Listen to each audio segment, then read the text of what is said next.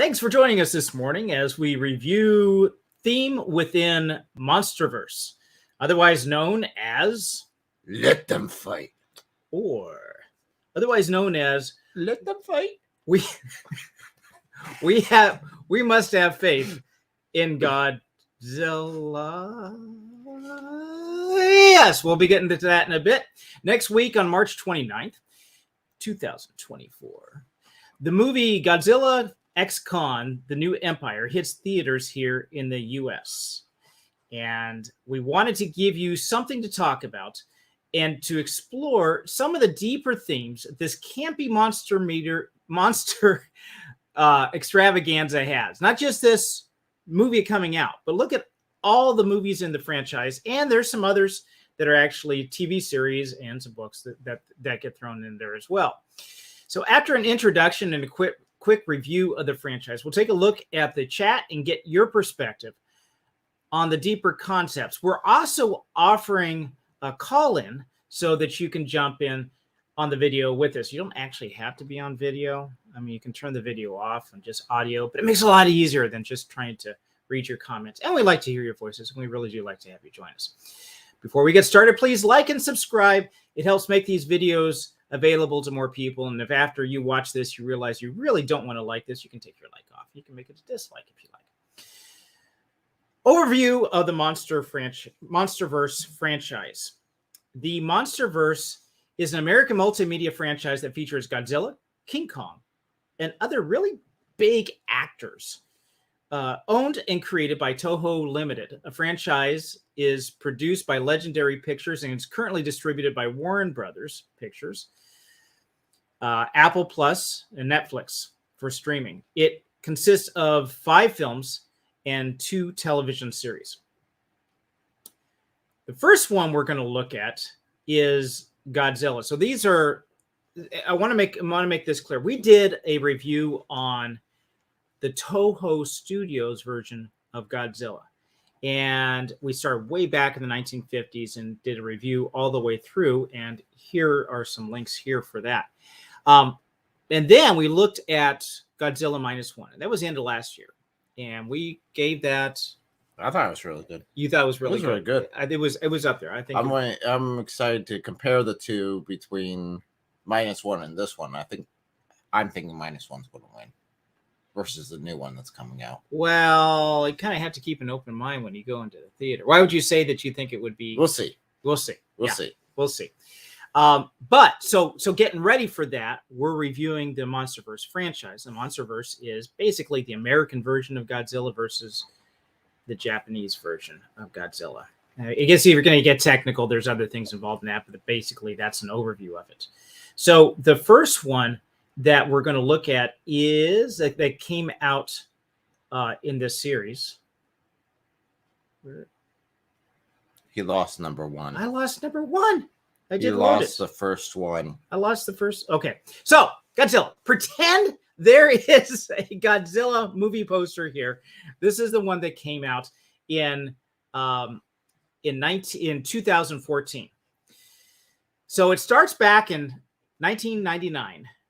The Janzira nuclear plant was mysteriously destroyed, resulting in the loss of many lives, including Brody's wife and colleague Sandra. Years later, Joe's son, Ford, a U.S. new military officer, reluctantly travels to Japan to assist his estranged father, who is determined to uncover the truth behind the incident. Together, they unearth the shocking cause of the disaster, leading them to witness the emergence of a terrifying threat to humanity. As chaos unfolds, a second danger is revealed elsewhere. Oh, there's 2 of them. There's 2 of them. And amidst the chaos, Godzilla comes out as humanity's potential savior, but understanding the destructive force poses its own challenges. And we have here, exclusive today, for you only, a comment from one of the actors for this movie.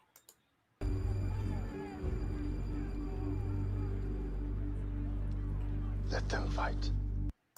Yes, Basically, that summarizes the entire movie. Actually, in my opinion, the entire franchise. Yeah, it doesn't matter what they step on, what they destroy. Let them fight. Now, the second movie that came out in 2017 was Kong Skull Island. And yes, I do have the movie poster for this. In 1973, Bill Ronda, the head of the U.S. government organization Monarch, persuades the U.S. government to finance an expedition to an undiscovered island in the South Pacific.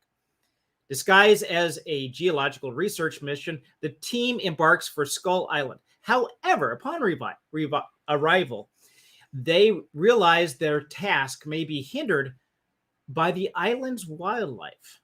With its breathtaking landscape, perilous creatures, Skull Island offers visually captivating adventure bound to captivate audiences. Now, we're going to get to a little bit of personal review on this a bit. We're just going over the summaries. We're not rating each one of these individual, but there are some comments. So in each of these movies, we're going to find out, hey, is there like some underlying theme? The problem with doing this franchise is that I don't get the sense that this was all planned out ahead of time. They just kind of chippy chop these in haphazard. And if you look at the whole franchise together, all the pieces, all the TV series, everything that came out, there's contradictory parts. There's retconning all over the place. So it's almost as if there really are separate stories that kind of piece together, but not totally. Next one that came out was Godzilla, King of the Monsters in 2019. Humanity faces a catastrophic threat when ancient superspecies, including the fearsome King Ghidorah, awaken and wreak havoc. As chaos ensues, Dr. Emma Russell and her daughter Madison join forces with Monarch to harness the power of Godzilla in a desperate bid to restore balance. With titanic battles and stunning visuals, this epic showdown between the monsters unleashes the ultimate struggle for survival and dominance. Do you see any running themes here? We will, and we're going to bring this to you. I'm not sure how many have actually seen all these movies together. I reviewed a couple of them. One of them I hadn't seen until just this last week because I skipped that part. But as you take a step back, even though they aren't really, it's not like watching the Lord of the Rings trilogy where they're all feed together, or maybe even Star Wars where there's more melding together. These are individual, but you do see some themes start to be pulled out that are overall. We can address these movies individually, but this gives us a kind of an idea to say, okay, is there some things, are they building off one another in a certain way? And it does appear that there is some overriding things that are there. The next one that came out was Godzilla versus Kong. That's not Godzilla. That's not Godzilla versus Kong. So there's a movie poster, Godzilla versus Kong, that's there. And this is the iconic titans Godzilla and King Kong clash in a battle for supremacy, drawing humanity into their epic rivalry. As Godzilla embarks on a destructive rampage, a team led by Dr. Nathan Lind seeks to uncover the truth behind the monster's aggression. Their quest leads them to an ancient confrontation with Kong. The ensuing battle between the two behemoths threatens to destroy everything in its path, culminating in a spectacular showdown with earth-shattering consequences. Again, at this point, I'm surprised that there are any cities left on Earth at all because of all the fighting. They rebuild these cities faster than Scotty from Star Trek rebuilds the engines from the Enterprise. It's amazing. Now, the correct poster. Godzilla x Kong, The New Empire. The film follows Godzilla and Kong. Now, this is the one that hasn't come out yet, so we're going to try to... This is the premise behind it. It follows Godzilla and King Kong as they battle together against a mysterious and antagonistic force, and also forces the previously untold origins of the Titans and Skull Islands. We're getting deeper and deeper history, so deep that we hit a hollow Earth, and just keep on going. Now, it's worthwhile to mention a series that came out. There's 2 TV series. These were kind of like pieced together on the side. One that is Netflix, and this was an animated series, Skull Island. It serves as a sequel to Kong Skull Island. The show follows a shipwrecked characters navigating Skull Island in the 1990s. They encounter colossal prehistoric creatures, including the island's protector, Kong. And then probably more interesting. Now, this one, I admit, I have not seen. This is on Apple Plus. I do not have Apple Plus. I have not seen that. So we're not going to be necessarily reviewing this, but it should be mentioned as a sidebar because it does fill in some of the history that is there. So this is the TV series Monarch, Legacy of Monsters. This came out last year as a series, antagonistic force, and this builds up all the different pieces that are in the series from this. Some of this does appear to be contradictory. They retcon some things to be able to put something there, but it looks like it was actually a pretty good series. I'm not suggesting you go watch it, but it looked like it was pretty good. So checking the comments real quick before we move on to do a personal review, and after that we're going to look at the themes within the entire franchise, and that's going to be the good stuff because there's some things that come out of that. Comments got quite a few. I want to put quite a few comments. Thomas Hall, I want to put this up because you had this first. We will not be talking about any psychological effects that you have suffered, any trauma that you suffered in watching. What was that one? Godzuki? It was just Godzilla. No, it was the animated series. Yeah. And Godzuki. Yeah. That was Godzilla, the animated series. Okay, Godzilla, the name of it. And I think that's the Hanna-Barbera one that you're talking about here. Yeah. Yeah, so these were pretty bad. Then we have one from the Christian Apologetic Library saying that a movie that didn't have giant robots that transform into cars, he'd give it a 0 out of 10. Well, we know where that's going. They had Mechagodzilla, right? They had Mechagodzilla, but he didn't turn into a car. He didn't transform into a car. No. Does that not count then, I guess? No, definitely not. That's how I know I'm old now. The Transformer movies made me seasick. Seasick? I don't know. Maybe it's a joltiness. It could be. Yes, because it was so fast and probably with the CGI that's associated with it. Chris, our Opportunity Dot said the poster is you two monsters fighting over the last poster. We're gonna have our own animated series here. Thomas Hall and Chris Opportunity Dot. Luckily, I'm not that old, so I can understand the Transformers movies, and I gotta say my favorite one is the first live action one. We haven't done Transformers. We haven't done Transformers yet. They kind of I kind of agree. They kind of went downhill. the first one really seemed to and captivate the latest one was sort of right. So it's like just warm bread.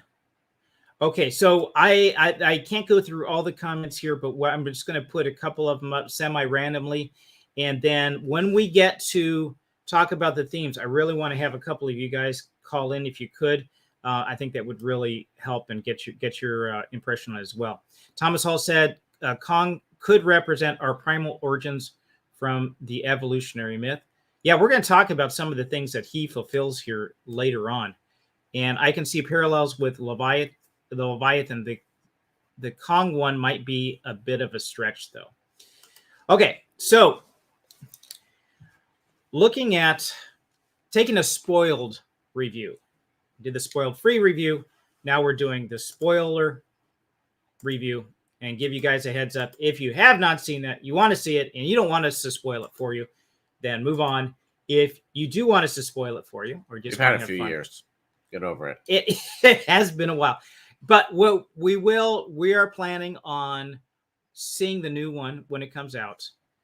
And then do a review following that. Unfortunately, this is also going to be coming out during Easter week, and we were considering doing a review the first day it came out, but that would be Monday, Thursday, or Good Friday, and thought, you know what, don't want to really take away from the actual holy day itself. So we're going to be doing it the following week and give you the review there. So King Kong Skull Island. Now there's we just had a few. I don't have comments on all of these. When you guys call in, you can make the comments yourself on each individual movies if you like. But I wanted to point out some things because this gives us a basis to talk about the themes. So Skull Island, there are some angles that they're taking on this, like the native tribe that they find on the island. They say that there's the guy that's been there for ages, the fighter pilot who had crashed and is now living among them, said there's no crime with these people. There's no personal property. They all live in this great community. Now, in a smaller, tighter community, you could probably get away with that. But if you have it on a larger scale, this form of communism doesn't work so well. Doesn't work. It never has. But this time it's different. Humanity is inherently corrupt. Yeah, at this point. So a smaller scale could be like a family. You know, you share things, you work together, you work things out.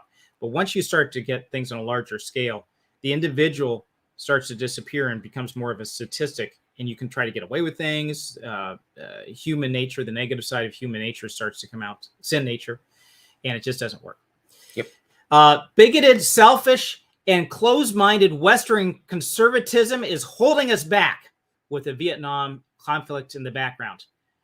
And that was one of the other messages with this too, is that you have the soldiers, especially the colonel, that is going nutso on this. It sort of reminded me of Apocalypse Now, if that older movie, if you've ever seen that. Or in Apocalypse Now is actually based on another story. I do not remember when this came out. I think it was the beginning of the last century, called Heart of Darkness. So, and that was about actually in Africa, not Vietnam. But this is a good cautionary tale about hubris, human hubris, that we can do all this stuff. We can advance so far. But the whole vendetta thing from the colonel was over the top. It seemed like it was stereotypical. There are some themes here then. We're going to pull from this in a minute and talk about that. Any comments that you have about Skull Island? No, not really, other than I don't think they really knew that this was going to be part of a series. It didn't seem like that at the time, right? This was, I think, originally intended to be a standalone film. That's why it seems kind of alien to the Godzilla who came out before it. Uh-huh. I think this was just a standalone, and then this one got popular, Godzilla got popular, like, yeah, just smash it together. I don't know if that was the intent or not, but you did get the sense that that's what they were doing, because it did not seem like it was glued together very much. There's no mention about, oh, he's as big as Godzilla or anything, right? No, there might have been hooks that were underlining. There might have been some mention to Monarch, the overall sort of Godzilla-y monster controlling group, but that would have been about it. Yeah. I'm going to put this one comment up. Chris, Opportunity God said, wait, so I get to watch giant lizards and raging communists? Not this one. It's just a big monkey. Yeah. So what happened was, unfortunately, it's not. Sorry, an ape. Yes. It doesn't have a tail. No, that's true. So this was the communists were actually not fighting. They were trying to they're peace loving and trying to communicate with the big animal, where you have the big nasty military trying to kill the animal just wantonly, just like, oh, it's big, it's ugly, let's shoot it. And the military doesn't do that. Then you have Godzilla versus Godzilla, King of the Monsters. Dragons, there's some lines in here that I want to mention, then we're going to pull this out in the themes. Dragons are divine creatures, strength. They give strength and redemption. They also say the old gods are real. The earth, like any organism, heals itself We are the virus, humanity. We are the plague. And there's one line in there when some guys they made this parallel so much it almost got to be sickening. One guy said, "Oh my God," and then the other guy says, "Zilla." And there's a lot of parallels in there. In fact, the "Let Them Fight" guy, he said when he went in to lay the atomic bomb. So we're talking about the next movie in line. We're not talking about Skull Island anymore, huh? King of Monsters. Did I not transition? No. No transition. Please forgive me. I'm talking about King of the Monsters. Godzilla, King of the Monsters. If I said Skull Island, yes, I did not mean to confuse him. Thank you for correcting me. I was lost. Were you lost? I was confused. Yeah. I was like, wait. Yes. I don't remember him being in this movie. No. Yeah. This was, okay. He said, the Let Them Fight guy in this movie, Godzilla, King of Monsters, said, he fought for us. He died for us. He is the key to our existence. And when he also was laying the nuclear bomb to recharge Godzilla, basically give him resuscitate Godzilla. When he goes into this underground civilization, these underground ruins, the music switches to medieval church choir in the background. You get the sense of you're coming to the sacred. And he reaches out and touches it, and Dr. Ishiro Serizawa gives his life up so he can help revive Godzilla, and Godzilla could save us all.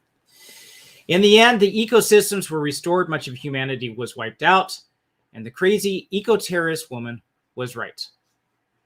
Overpopulation and pollution and everything else that humanity does as its evils were the problem. We must kill people to restore the balance of nature. So, Bah humbug. Bah humbug, yes. Checking the comments real quick. Oh, God, sounds like Lovecraft, and in his works, there is very little hope for humanity. Yeah. Let's be honest, you're not going to this. And even the movies themselves, the humans are side characters. Yeah. There is not really, unlike Godzilla -1, which the humans took center stage, and Godzilla was more of a force of nature than anything else, I would say, in Godzilla -1. I would tend to disagree. There were now in King Kong Skull Island, I believe that the characters were pretty much one-dimensional. They weren't. You don't really get the sense of knowing them very well. I think they did a little bit better with Godzilla King of Monsters. They tried to. You had a family dynamic there: father, mother, daughter, and lost child, and there was that. But I again, they're just surface level. They're not. They tried. There was backstory that was involved with it, right? A little, yeah. But again, that's not the depth that we see in Godzilla -1, Correct. Where that took really center stage with the kamikaze pilot, right? And his struggles there, and you just want them to get married already, right? They were definitely a central theme. The central theme here was the monsters, the setup to let them fight. Other. Yes. Yep. Yeah, I would agree. So you need to go to the movies with that understanding, or yes, you may be disappointed. All right, so I am going to put in the call-in for this. I am opening it up, and if you look in the comment section, you will see a link. If you click on that link, you can join us. You do not need to be using video. Audio definitely does help. Audio is kind of required. If you sit there and we don't hear you, we're going to say something's not working. We can try again later. But if you do, and this will allow us to have better interaction with this. Wrestling with the deep questions. Number 1, searching for the wondrous.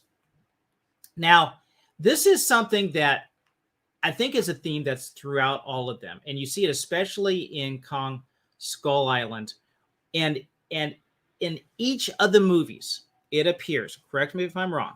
Somebody is trying to make a personal, intelligent connection with whatever Titan or monster is there.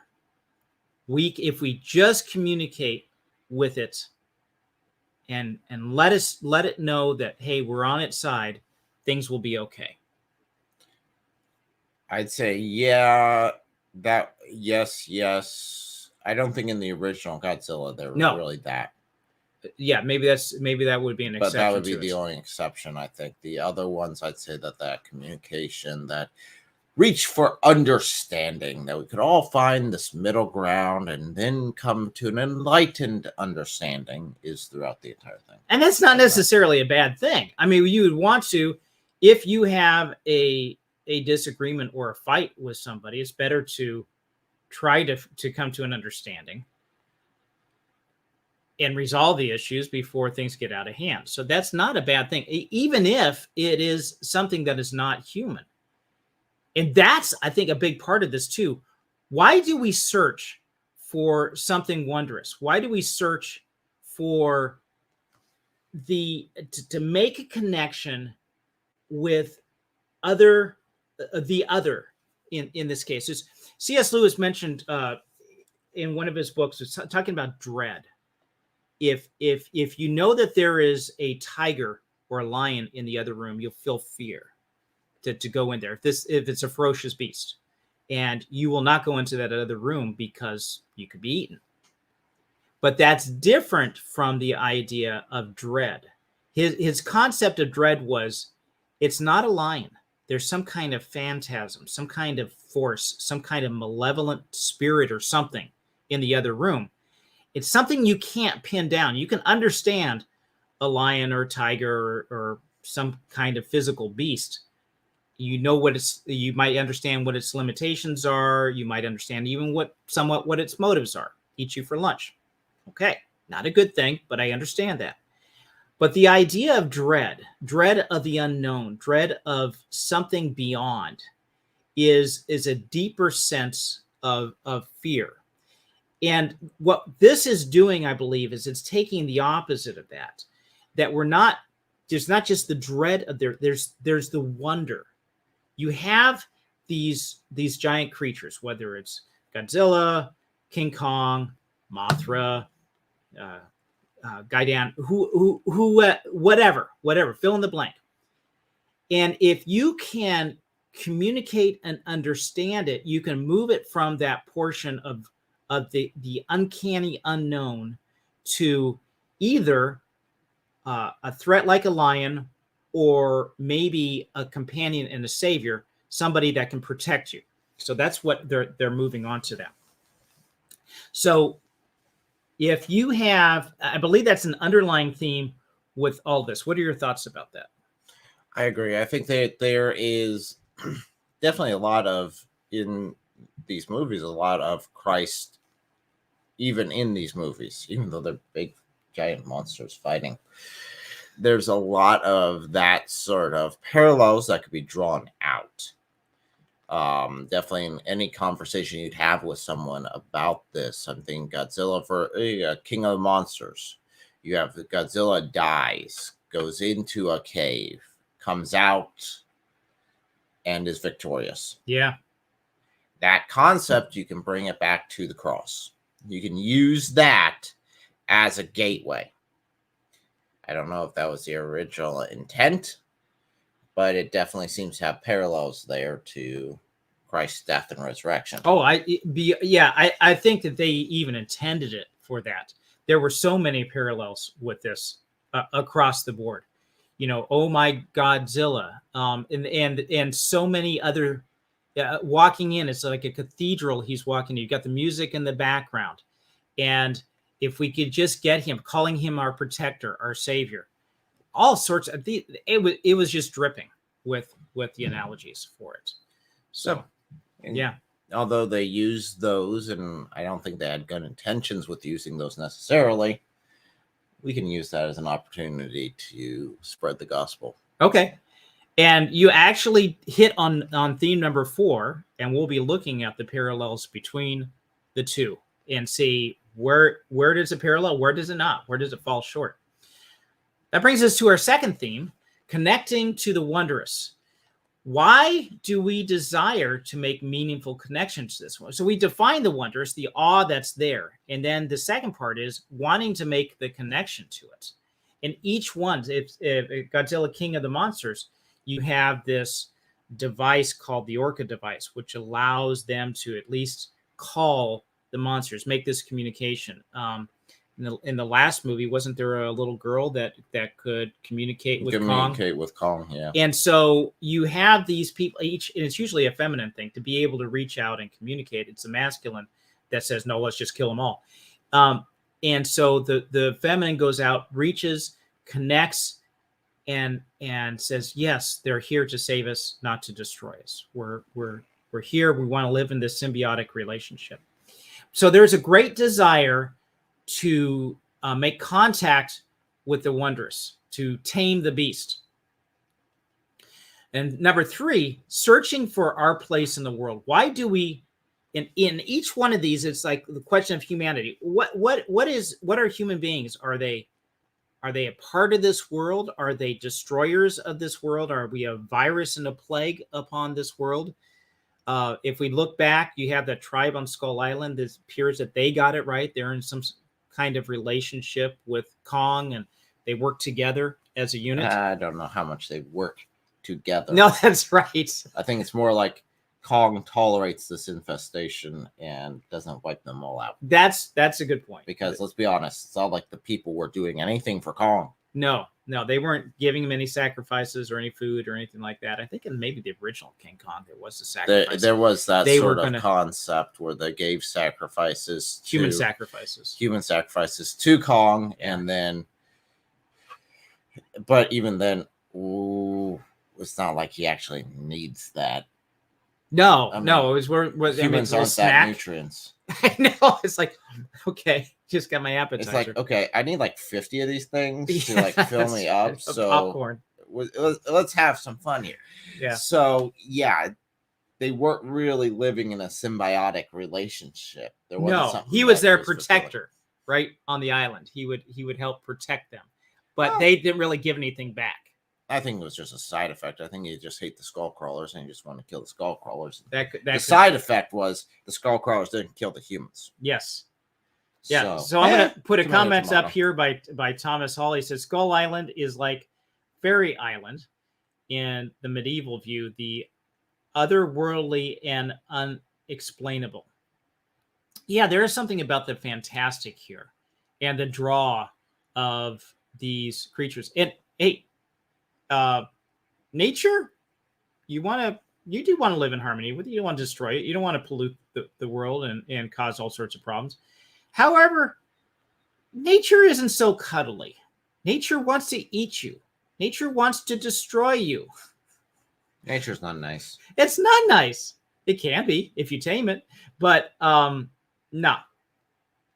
And so they you go out there in this jungle with these giant spiders and everything else going on, you'll find out real quick that you were loved by nature as lunch, and maybe that's really about it.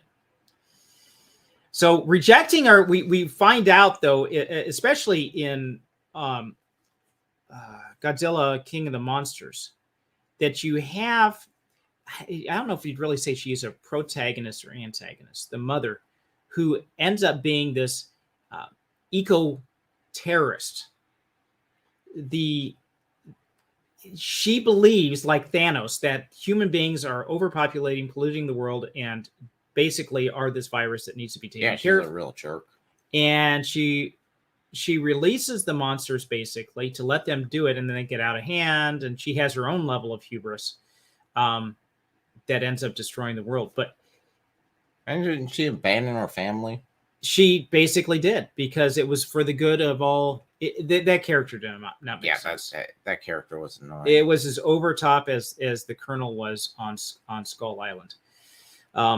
So there's a lot of criticisms that can be labeled or leveled to the writing in these stories. And then they tried to redeem her last possible second. It's like, no. Yes. No, she's I'm going to still- sacrifice she's still a myself jerk. to do this, but you were the cause of all this. You made did this it. happen. Your little sacrifice here at the end really isn't helping a whole lot. And yeah, It's just kind like of a way justified, overdue. like, you got what you deserved because you did this. Yes. So rejecting our creator has brought us back to our original assignment for us to tend the garden, but it's done in such a way. So working with, being an ecologist, working with nature, trying to restore things to a good balance. That's not bad. I'm not saying that that's bad at all, but she's taken to the level where, well, let's sacrifice humanity because we're so bad and we're so evil and we're causing all this destruction. No. So rejecting God makes this level of morality, which is good in the beginning, it stretches it and twists it in such a way that it becomes monstrous. Finally, theme 4, searching for God. How is Godzilla like God in the MonsterVerse? Now, I say this at the risk of sounding blasphemous. I'm not. I'm just saying that there's some parallels here. And in some ways, especially in a couple of these movies, they're trying to make Godzilla like, okay, he's godlike. He is God. They even called them all these monsters the gods of old, and trying to make a whole mythology behind all of this. How does Godzilla match with God? In what ways is the Godzilla in the MonsterVerse like God? A powerful being that cannot be controlled. That isn't just, well, I mean, he's not like the pagan deities, because the pagan deities where you did something, you put some money in the slot machine and you got something out. So in exchange, I guess you kind of have that a little bit, but not much of it. It's more of this being is just uncontrollable, uncontrolled, and he does what he wants to do, and we just have to deal with it. Right. So more of an uncaring God in this world. Definitely not personal. The level is, he's big, he's strong, he takes care of the bad guys, and like Kong does on the island as well, but not involved in our personal lives, not really caring. If he steps on a few of us, oh well, that happens. And not able to communicate with him either. That was another thing, is that he is not personal. You're not able to actually make conversation with him. You might be able to show intent, might be able to try to understand what Godzilla's or King Kong's intent is, but not be able to do it. So people, if you understand that people are looking for the Wondrous, wanting to make communication with the Wondrous, we can say, okay, that's nice. This is fiction. Let's talk about the creator of the universe, who does want to have a relationship with you so badly that he was willing to come to this earth and sacrifice himself for you. When Kong was, when Godzilla was killed in King of the Monsters, or at least knocked out enough that he had to be revived and resurrected, basically. How is that like, or how is that unlike the death of Christ? The entire intent of it, the entire purpose of it, right? He's coming back not to save people, not to help people, not to redeem them from their own sins, but to beat up a monster. Beat up another monster. To take his own place, to take his rightful place as king of the monsters. So, out of greed. And we just maybe have some fringe benefits on the side that, oh, well, that also helped us out. Yeah, he doesn't necessarily want to wipe us out, so that's better than the guy that wants to wipe us out. Right. So we'll take the one that only wants to destroy most of the buildings. Yes.